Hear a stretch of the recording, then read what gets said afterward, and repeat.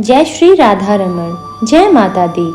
आने वाली चैत्र नवरात्रि की आप सभी भक्तों को ढेर सारी शुभकामनाएं। हर साल में 4 बार नवरात्रि का त्योहार मनाया जाता है, जिसमें से 2 प्रकट नवरात्रि होते हैं जिन्हें चैत्र और शारदीय नवरात्रि के नाम से जाना जाता है। वहीं माघ और आषाढ़ महीने में आने वाले नवरात्र को गुप्त नवरात्र कहा जाता है। नवरात्रि का 8वां और 9वां दिन अत्यधिक महत्वपूर्ण माना जाता है, क्योंकि इन दोनों ही तिथियों पर कन्या पूजन का विधान होता है। माता दुर्गा शक्ति, करुणा और संहार की अधिष्ठात्री देवी हैं। वे अपने भक्तों पर सदैव ही अपनी अनुकंपा बनाए रखती हैं। इसीलिए आइए हम सब मिलकर उनके चरणों में प्रेम और श्रद्धा से प्रणाम करें। ऐसा करने से जीवन से सभी कष्ट और दुख दूर हो जाते हैं। तो चलिए वीडियो की शुरुआत करते हैं। आज की इस वीडियो में आप जानने वाले हैं चैत्र नवरात्रि के इस महान पर्व के बारे में। नवरात्रि का ये महान पर्व इस बार कितने दिनों तक रहेगा? अष्टमी और नवमी तिथि कब रहेगी? कलश स्थापना का शुभ मुहूर्त क्या रहेगा? और कलश स्थापना की आसान सी पूजा विधि भी आज की इस वीडियो के माध्यम से आप जान पाएंगे। अगर आपको इस वीडियो के माध्यम से दी गई जानकारी अच्छी लगे तो कमेंट बॉक्स में जय माता दी जरूर लिखिएगा। नवरात्रि का ये त्योहार साल भर में कुल 4 बार आता है, जिसमें चैत्र और अश्विन की नवरात्रि को विशेष महत्व प्राप्त है। चैत्र नवरात्रि से ही विक्रम संवत की शुरुआत भी होती है और इन दिनों प्रकृति में एक विशेष तरह की शक्ति निकलती है। इसी शक्ति को ग्रहण करने के लिए इन दिनों में शक्ति पूजा या नव दुर्गा की पूजा का विधान है। इसमें माता रानी के 9 शक्ति रूपों की पूजा अलग अलग करने का विधान है। पहले दिन माता शैलपुत्री के स्वरूप की उपासना की जाती है और इस दिन से ही कई लोग 9 दिनों के उपवास भी रखते हैं। नवरात्रि के व्रत तो आप सभी रखते हैं, लेकिन क्या आप जानते हैं कि नवरात्रि साल भर में कुल 4 बार ही क्यों आती है? 5, 6 या 2 बार ही क्यों नहीं आती? दरअसल इसके पीछे एक वैज्ञानिक आधार है और आप सभी को इस बारे में जरूर जानना चाहिए। हर नवरात्रि के पीछे एक वैज्ञानिक आधार है। पृथ्वी द्वारा सूर्य की परिक्रमा काल में एक साल की 4 संधियां होती हैं, जिनमें से मार्च और सितंबर महीने में पड़ने वाली गोल संधियों में साल की 2 मुख्य नवरात्रियां पड़ती हैं। एक शारदीय नवरात्रि और दूसरी चैत्र नवरात्रि। और इस समय में रोगाणु आक्रमण की सबसे अधिक संभावना होती है, तो ऋतु संधियों में अक्सर शारीरिक बीमारियां भी बढ़ती हैं।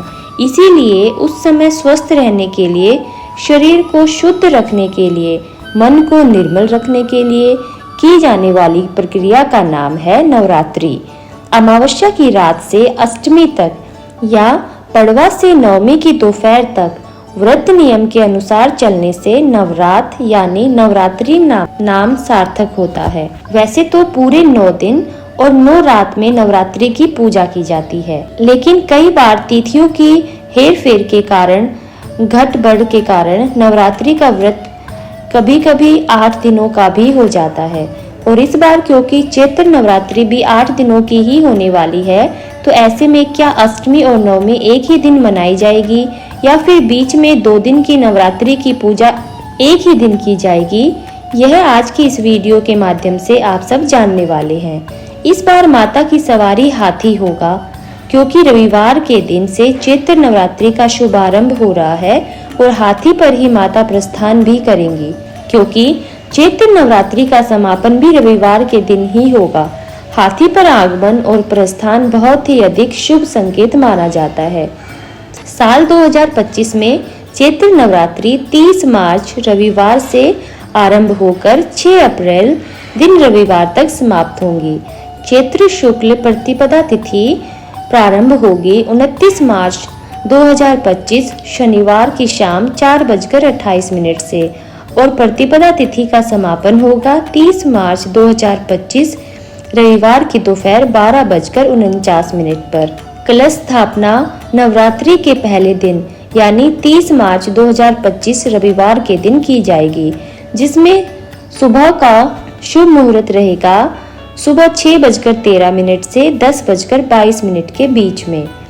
दोपहर में अभिजीत मुहूर्त 12:01 से 12:50 तक रहेगा। तो नवरात्रि का पहला दिन 30 मार्च रविवार को, जिस दिन कलश स्थापना की जाएगी, माँ शैलपुत्री की पूजा भी इसी दिन होगी।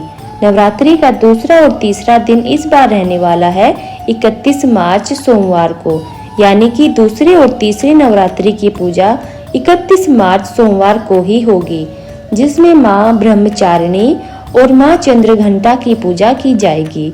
और द्वितीया तिथि आरंभ होगी दोपहर 12:50 से, जिसकी समाप्ति 31 मार्च सोमवार की सुबह 9:11 पर होगी।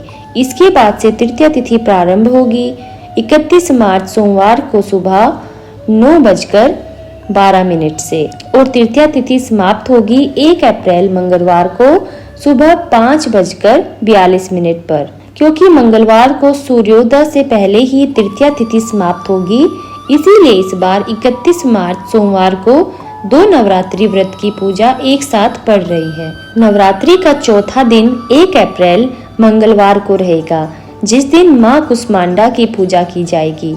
चतुर्थी तिथि प्रारंभ होगी 1 अप्रैल मंगलवार की सुबह 5:43 से, और चतुर्थी तिथि समाप्त होगी 2 अप्रैल बुधवार की सुबह 2:32 पर।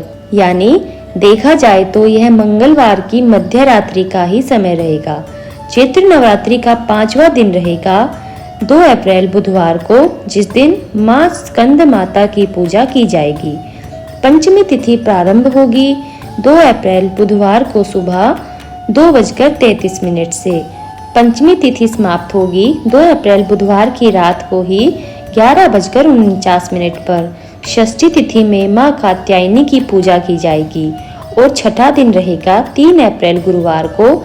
षष्ठी तिथि प्रारंभ होगी 2 अप्रैल बुधवार की रात 11:50 से, और षष्ठी तिथि का समापन होगा 3 अप्रैल गुरुवार रात 9:41 पर। सप्तमी तिथि माँ कालरात्रि को समर्पित होती है। तो नवरात्रि का 7वां दिन रहेगा 4 अप्रैल शुक्रवार को। सप्तमी तिथि प्रारंभ होगी 3 अप्रैल गुरुवार की रात 9:42 से, और सप्तमी तिथि का समापन होगा 4 अप्रैल शुक्रवार की रात 8:12 पर। तो जो भी मनुष्य नवरात्रि के पूरे उपवास न रहकर केवल पहला और आखिरी उपवास रखते हैं, ऐसे में जिनके घर में अष्टमी को कन्या पूजन किया जाता हो, तो उन्हें सप्तमी को उपवास रखना होगा। और सप्तमी तिथि 4 अप्रैल शुक्रवार को ही रहेगी। अष्टमी तिथि में माँ महागौरी की पूजा की जाती है।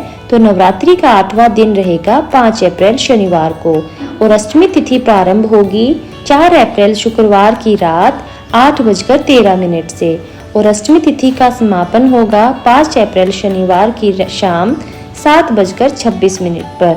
नौवीं तिथि में माँ सिद्धिदात्री की पूजा की जाती है, और 9वां दिन रहेगा 6 अप्रैल दिन रविवार को। नौवीं तिथि प्रारंभ होगी 5 अप्रैल शनिवार शाम 7:27 से, और नौवीं तिथि का समापन होगा 6 अप्रैल रविवार शाम 7:23 पर। और दुर्गा अष्टमी रहेगी 5 अप्रैल शनिवार को। रामनवमी यानी दुर्गा नवमी तिथि रहेगी 6 अप्रैल दिन रविवार को। जिनके यहाँ पर अष्टमी को कन्या पूजन होता हो वे 5 अप्रैल को, और जिनके यहाँ पर नवमी के दिन कन्या पूजन का विधान हो वे 6 अप्रैल रविवार को कन्या पूजन करेंगे। 10वें दिन कलश विसर्जन किया जाता है और नवरात्रि व्रत का पारण किया जाता है। हालांकि बहुत सारे लोग अष्टमी तिथि को ही कन्या पूजन करने के बाद या नवमी तिथि को ही कन्या पूजन करने के बाद व्रत का पारणा कर देते हैं और कलश विसर्जन भी कर देते हैं। तो 10वीं तिथि प्रारंभ होगी 6 अप्रैल रविवार शाम 7:24 से, और 10वीं तिथि का समापन होगा 7 अप्रैल सोमवार को रात 8 बजे। नवरात्रि के पहले दिन शुभ मुहूर्त में कलश की स्थापना की जाती है, जिसके लिए एक चौकी पर साफ पीला वस्त्र बिछाकर पूर्व दिशा की ओर मुंह करके मिट्टी का या फिर अन्य धातु का कलश लेकर उसमें गंगा जल मिलाकर साफ शुद्ध जल भरना चाहिए। जिसमें लौंग का एक जोड़ा, एक कमल गट्टा, एक कौड़ी या शंख, थोड़ा इत्र और अक्षत पुष्प डालकर उसके ऊपर आम या अशोक के 5, 7 या 9 पत्ते रखने चाहिए। पत्ते साफ सुथरे हों, जिसके ऊपर आपको पानी वाला नारियल रखना चाहिए। नारियल को लाल चुनरी से लपेटकर और कलावे से बांधकर ही रखना चाहिए। फिर सभी नवग्रहों का और कलश के अंदर वास करने वाले सभी देवताओं का, सभी शुभ शक्तियों का आह्वान करके कलश की पूजा करके आपको माँ भगवती की प्रतिमा या तस्वीर की स्थापना करके नवरात्रि पूजा का शुभारंभ करना चाहिए। और फिर पूरे 9 दिनों तक इस कलश की शुद्धता का आपको विशेष ध्यान रखना चाहिए। तो ये थी आज की वीडियो। आशा करती हूँ कि इस वीडियो के माध्यम से दी गई जानकारी आप सभी को पसंद आई होगी। अगर पसंद आई हो तो वीडियो को लाइक, शेयर और सब्सक्राइब जरूर कीजिएगा। तो मिलते हैं एक और नई वीडियो के साथ। तब तक के लिए माता रानी का आशीर्वाद हम सब भक्तों पर बना रहे, इसी शुभ और मंगल कामना के साथ। राधे राधे।